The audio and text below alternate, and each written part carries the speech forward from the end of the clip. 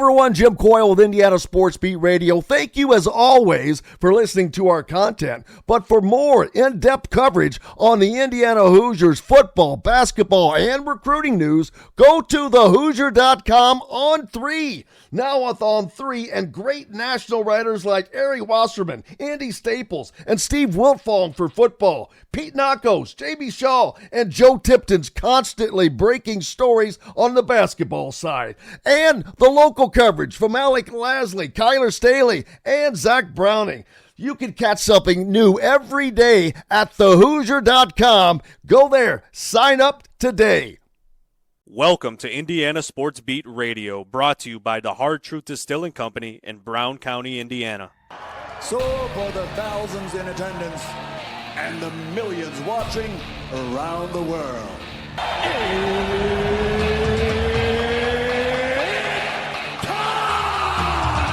three on the way. Oh! It went in! It went in! And Indiana wins the ball game! Know your role and shut your mouth, you jabroni! Float game for the win! Ayler's gone. Come on, touchdown, Indy! Woo! IU! America!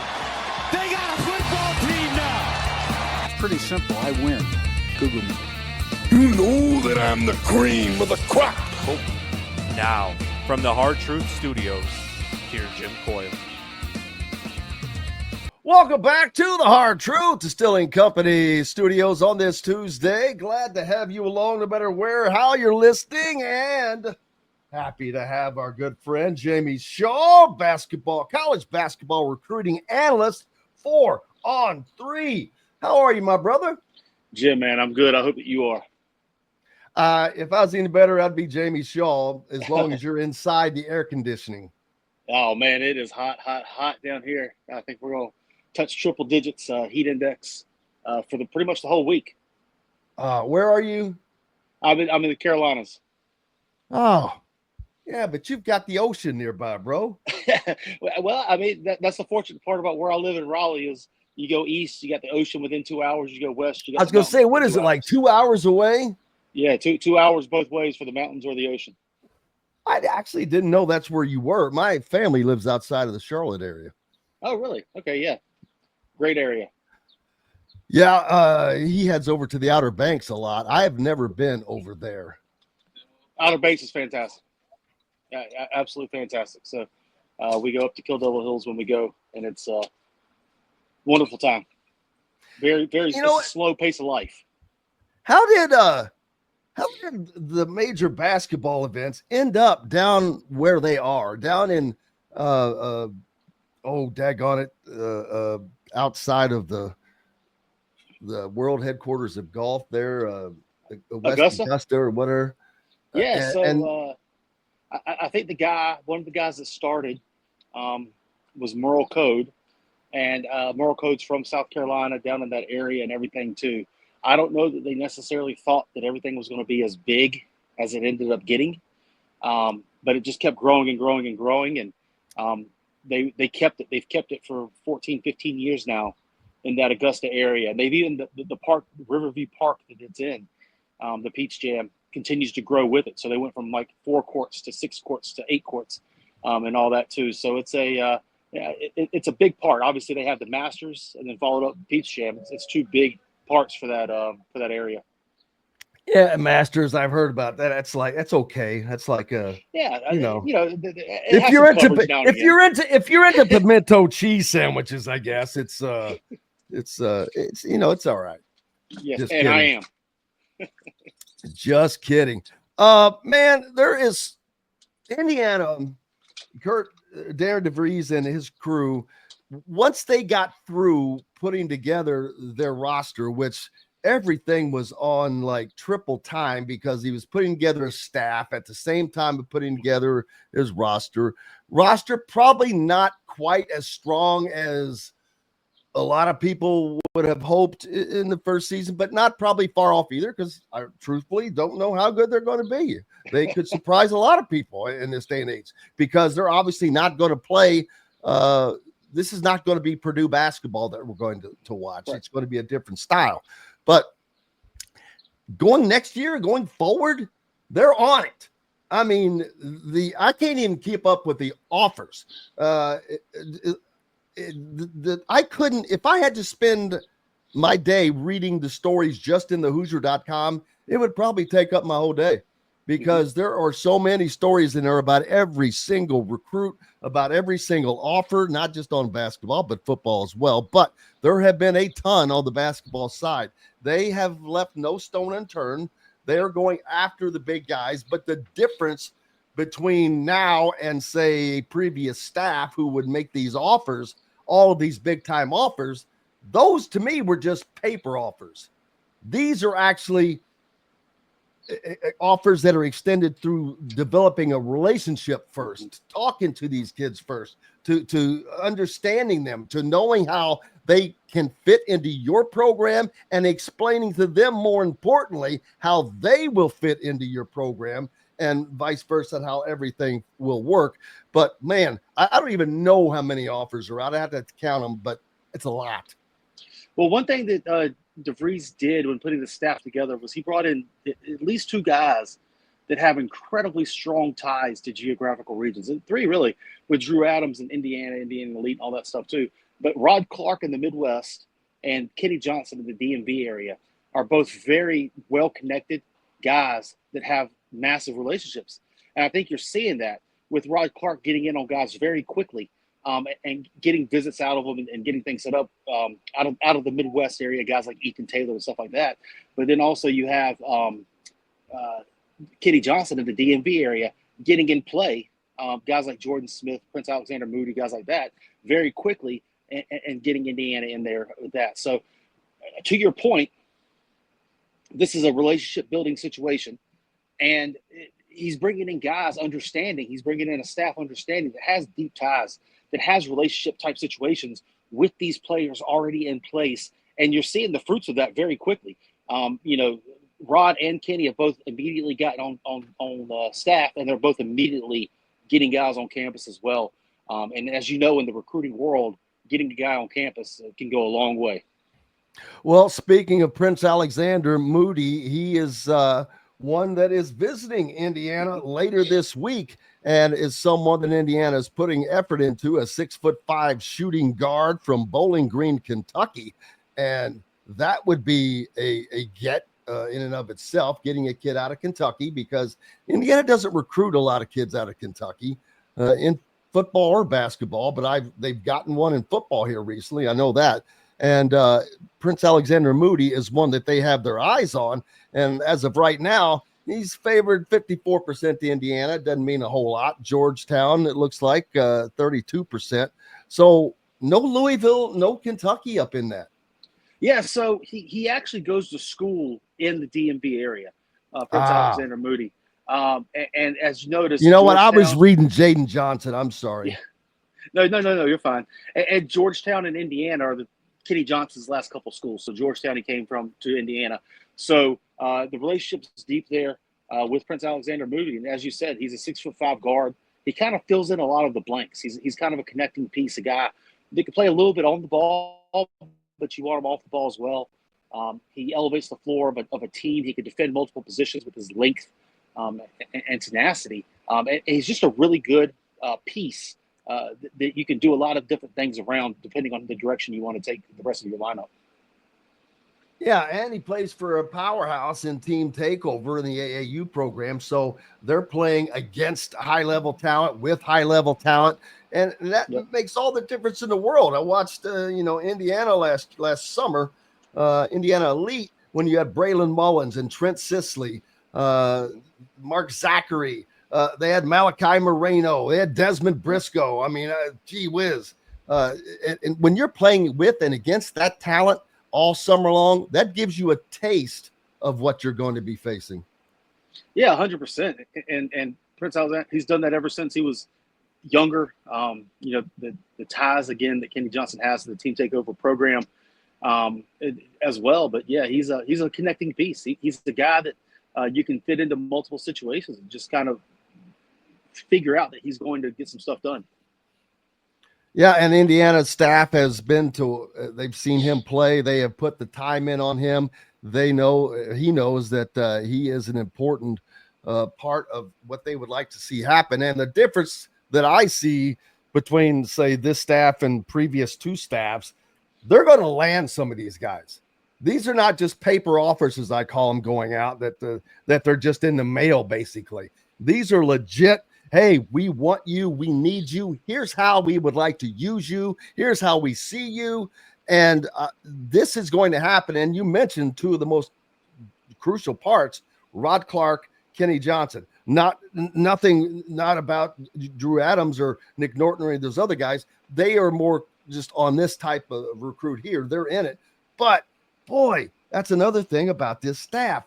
Everybody has a great piece of which they do very well at.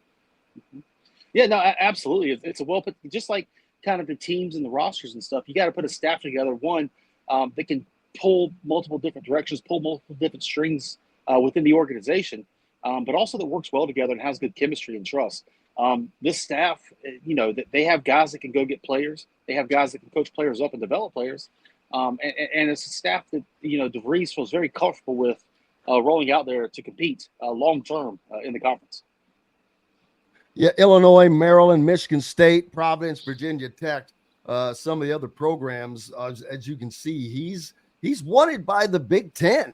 I'm surprised there's not more East Coast going after this kid, but hey. Yeah, no. So sometimes a player's skill set just fits into a specific league, and things kind of take off. It depends on who sees you win and when the live periods fall and how well you play and all that type of stuff. But sometimes the guy's skill set, 6'5" connecting piece, just fits within the league more so than it does elsewhere. And another thing that has surprised me in this day and age, it doesn't seem like grassroots recruiting is nearly as important as it used to be. But right now, I look at what they're doing, and in the Indiana staff, they're treating this like this was 10 years ago. They're recruiting these guys that are of very high target values and trying to get them in, although I can't see more than 2 or 3 in a class coming in anymore, personally, for growth of a roster. But, man, they are really hitting the recruiting trail. Yeah, and I think that's kind of what you're seeing. Like you said, 1, 2, 3 high school recruits at the most.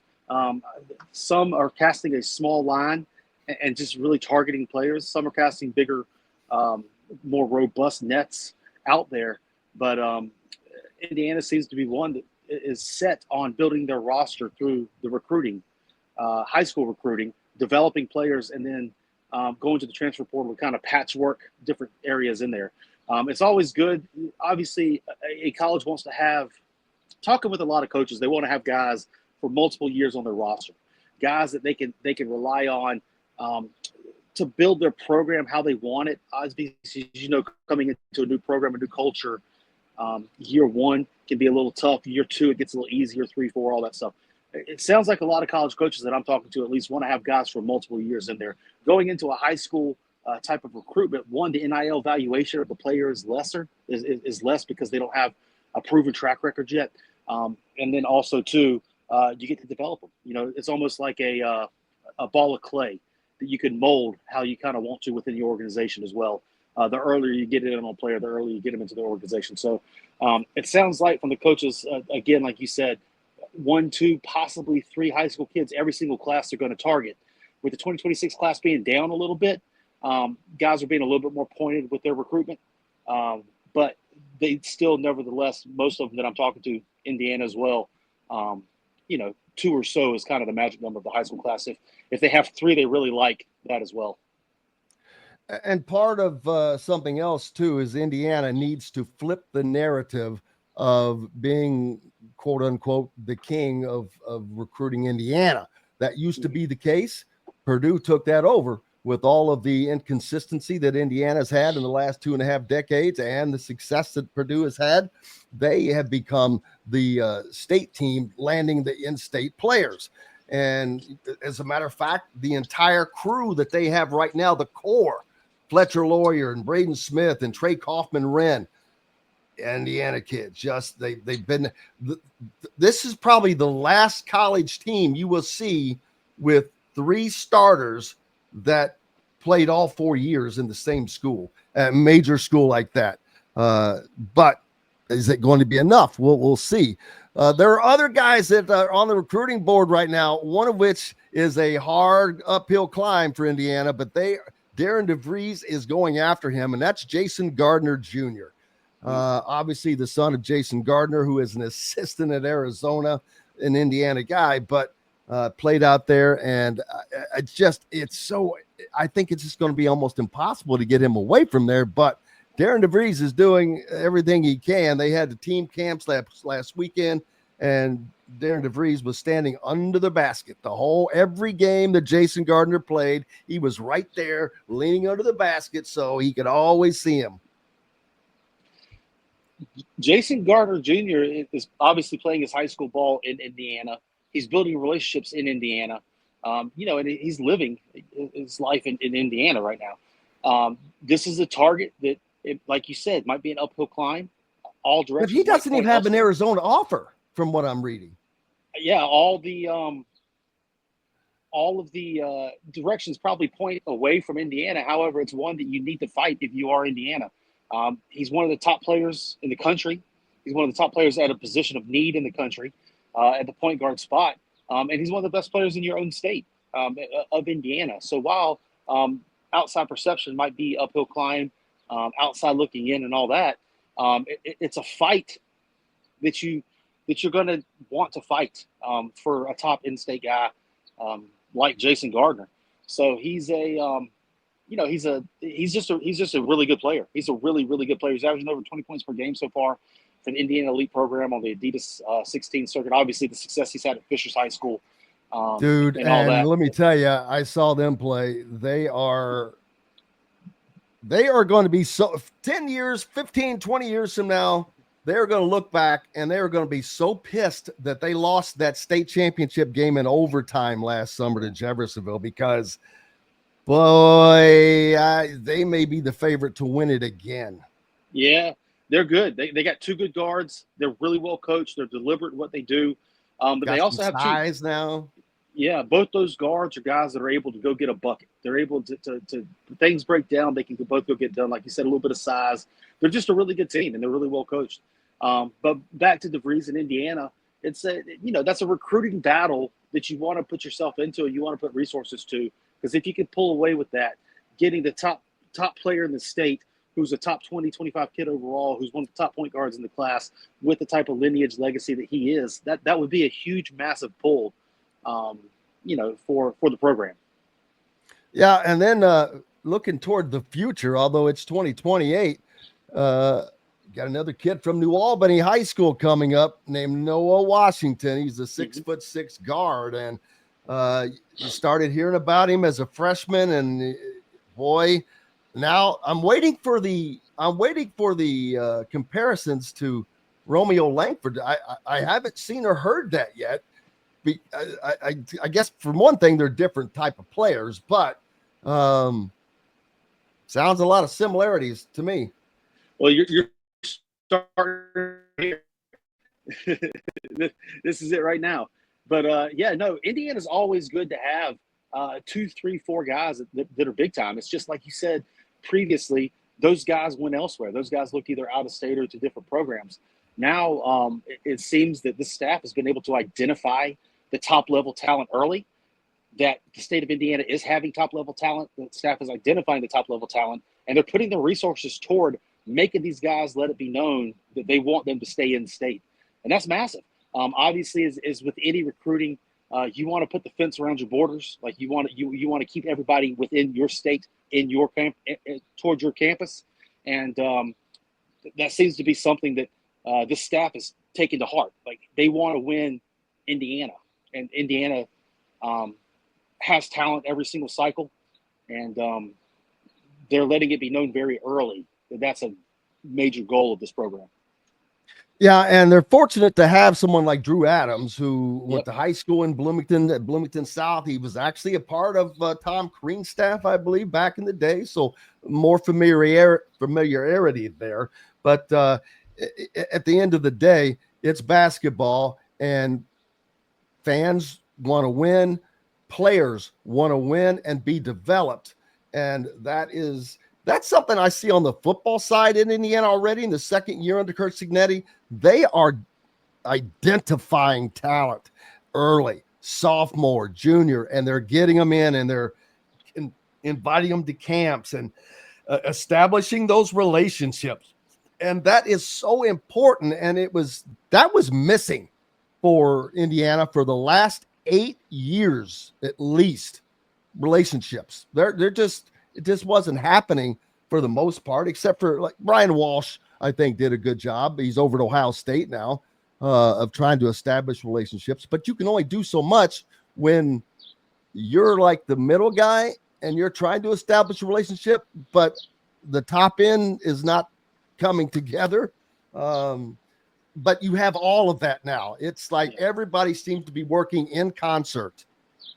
Yeah, and just like we talked about Kenny Johnson in the DMV, just like we talked about Rod Clark in the Midwest, Drew Adams in Indiana, he's a door opener. He's a guy that when he calls a coach, they'll take the phone call. And it's all, there are other things now. It's not 10 years ago where the relationship will get you a player and all that type of stuff, but a relationship will get you in the door and get you all the information necessary in order to be in position to land a player.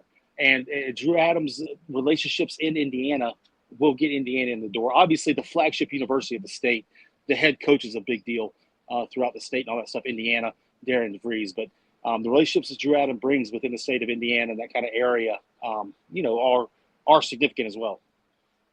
Let's talk about the Big Ten because, boy, lots of change. I have an idea of some teams, other teams. I'm like, forget it. I know nothing. I'm like Sergeant Schultz. I know nothing. I don't know what UCLA is going to be like. I know they have Xavier Booker, who transferred from Michigan State to UCLA. Illinois, I know they've got 5 Eastern European players, but they're probably going to be pretty damn troublesome because that's what Brad Underwood does. We know what Purdue is. They're everybody's favorite except for mine. I think Michigan is the favorite. They're my favorite personally. I think that they have added just the right pieces. Dusty May he got that year under his belt, which didn't take much because he was already competing for a title. And boy, they're hit the ground running. Indiana, man, I think that they're going to be a thorn in some people's side. I think they're going to play hard. I think they're going to finish in the upper half of the Big Ten, but the lower half of the upper half, if that makes sense. But Michigan State, very quiet. I don't know what Michigan State's got going on. Maryland, I think that they've lost a ton. They're probably going to be on a downward slide, losing the coach, losing players. What is the Big Ten looking like in your estimation? I think the Big Ten has so the Big Ten last year was really good. They were deep and they had really good players, but I don't think they necessarily had the team that was going to press for a national title. I think this year they have multiple teams. While they're still very good at the top, the bottom is not even the bottom strong. The depth of the talent goes all the way down. Like you said, a team like an Indiana could be a thorn in some of the top level team sides because they're good. But then you also look at the top, the Purdue's and Michigans of the world, like you said. I think those are two teams that going into the season, you can look at them as pushing for a national championship. Now, obviously, in winning a national championship, a lot has to go right. You have to stay healthy. It all comes to matchups in the tournament and all that type of stuff too. But I think that now the Big Ten, while there's still that depth of talent, while there's still a lot of great coaching in there, I think these teams have really good players. Obviously, just like you said, some of these teams got better through the portal. I think that they have teams that can legitimately push for a national title this season. And the Big Ten is going to be one of the best leagues, if not possibly the top league in the country. Really? It's going to be, boy, the SEC, they, what did they get, like 26 teams in out of their league last year? The SEC is going to be good too, but then you look at the top teams that they had, how much Florida lost losing all 3 of those guards. They returned the front court, but they lost all 3 of those guards, which were so good. You look at the Auburns, who had to replace so much, and Alabama had to replace so much, and Tennessee has to replace so much. Obviously, everybody across the country has to replace a lot, but those SEC schools really had to kind of revamp their entire roster. Now, they replaced it with talent, so we'll see how that happens. And there's going to be depth. The bottom of the league and the SEC got better as well. The LSUs are going to be better than they were last year. South Carolina is going to be better than they were last year. But the Big Ten got stronger up top as well. I think those are two leagues. They're going to see a lot of success this season. Well, we'll certainly find out. Who are some of the surprise team in the Big Ten, maybe? Let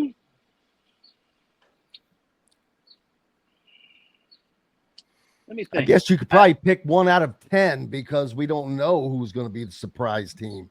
So it's kind of the teams had a lot of success last year, and it'll be interesting to see how kind of they develop. I think UCLA is a team that could be improved over last year. You look at the success that Michigan State had last year, and then you wonder how they can recreate it. But then you have Tom Izzo on the sidelines. But I don't know if necessarily Michigan State would be considered a surprise because everybody just expects Tom Izzo to do well. So I just sitting here trying to think through it. The Big Ten, I think, is just going to be strong, and I don't know if it's going to necessarily be a surprise. I think personally, from talking to Indiana fans and everything, that I think the Indiana team is going to be better possibly than people think. But it's also such a strong league. A good team can be 500 in the Big Ten this year. So, I think it'll be a lot of bloodbaths. I think January, February come the Big Ten is going to be just really fun because there's not going to be many weaknesses, I don't feel like. And there's going to be a lot of really good basketball played. And we'll certainly find out who that is because this is the season. The Big Ten kind of they've got to start stepping up. They've got to get a team to the Final Four. They've made their runs and come back in football, winning the last 2 national championships, getting Indiana into the college football playoffs. Now the Big Ten needs to swing it around on the basketball side. They just haven't had, like Purdue has been kind of the best team in the Big Ten, but yet to me, they never had a chance to win a national championship. They did not have the NBA draft picks, which to me, to win a national championship, and it's proven, if you go back and look, you have to have NBA draft picks on your roster. And while they had Zach Edey, if I've asked this question, if Purdue, let's say they go to the Elite Eight this year, good run these last 4 years or whatever, and let's say Braden Smith ends up being the college player of the year. If you had the college player of the year 3 out of 4 years, but yet you still don't have a banner to hang for it, is that what's the word I'm looking for? Underachieving? I think there takes so much luck in the college basketball landscape to win a championship. You have to have so many things break your way. Where that's why we have Cinderella runs within the tournament. That's why we have number 1 seeds that don't win. They get knocked out early and all that type of stuff. I think you have to have so much luck. You have to have good matchups, and you have to have everything kind of go in your way in order to win a championship. I don't think anybody having national players of the year. I don't think making Final Fours and NCAA tournament runs. In my opinion, yes, it's super nice to hang banners. It's great to win championships. But having sustainable success at the top, I think, is an achievement in its own right as well. To year after year after year be considered one of the top teams, year after year after year, win a lot of games year after year after year, make it to Elite Eights and Final Fours. I think there's a lot of success to be said in that as well. So they became the Kentucky of the Big Ten. Bam! Oh, hello, John Calipari. Top recruiting class, 11 out of 12 years, and 1 national title to show for it. That's underachieving to me, personally. But So what's up next for you, man? Where are you going? As you know, this recruiting summer can't last forever because they run out of time, and they only have so much time to get out and see these guys and have them on campus. So this coming weekend is going to be a live period event. It's going to be the last live period where each state, each region kind of has their own little live period. I'll be up in the DMV area, so I'll be checking out schools in Virginia, DMV. After that is going to come championship. So we're going to have another AAU live period when it comes to each of the circuits. The major circuits are going to have their championships. So Under Armour, Adidas, Nike, Puma are all going to have their championships as well through 2 live periods coming up in July. And then AAU kind of slows down and we get ramped back up toward the season coming up in August, September, which will be a lot of official visits, not transfer portal, but official visits and commitment tracking going through that time frame as well. So I think these next couple of weeks, we're going to see schools you're going to see recruiting boards take shape. Right now, we're still seeing a wide net cast. I think we're going to start seeing kind of each program, their recruiting boards narrow down a little bit and seeing which players they're really going after and targeting and who they're trying to get on campus and what it's going to kind of take shape with the recruiting class this cycle look like. And then go from there. Yeah, it's going to be interesting because, like you said, we wrap up with the Peach Jam and all of the different championships that are coming up here over the month of July. August, Indiana heads to Puerto Rico. Or I'm sure rivals. I'm sure that On3 is sending you to Puerto Rico, right? I mean, you're going to be down there, aren't you? Of course. I was hoping you're going to come join me to do the show. Any warm weather area is a positive. You got that right, man. But I don't know if that's going to be warm or just hot.